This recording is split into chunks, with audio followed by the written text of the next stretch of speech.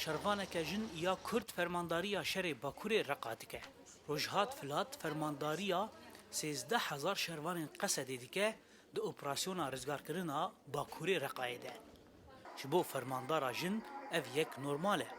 Nexasim bo şervana jin ya Kurd li ser dirêjahiya li şerê li dijî Daişê roleke pir girî gistiye.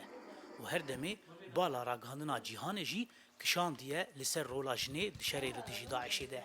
Rojhat Filat dibêje Daişê her demê ditirse got bi destê şervaneke jin were kuştin.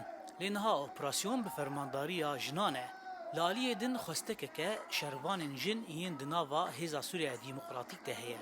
Xwesteka wan ew e got jinên Şengalê yên got li ser destê Daişê hatibûn revandin û niha lê Reqayê dimînin, dixwazin niha li ser destê wan şervanên jin werin rizgarkirin. Di Reqayê de jinên got Şengalê û cihêdî Tirkiyê jî yê got Daeş girtibûn bin destê xwe û tehdariya û zulmê li wan dikin.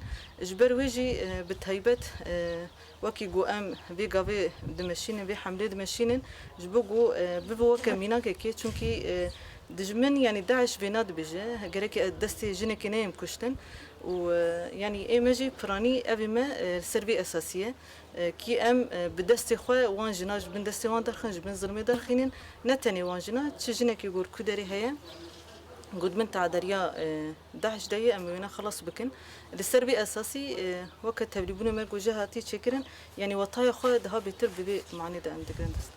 Şervanên beyanî jî di nava yekîniyên parastina gel de got di nava Hêza Sûriya Demokratîk de Qesedê cihê xwe dibînin, dibêjin got fermandariya jinekê ji bo operasyonê pir giring e.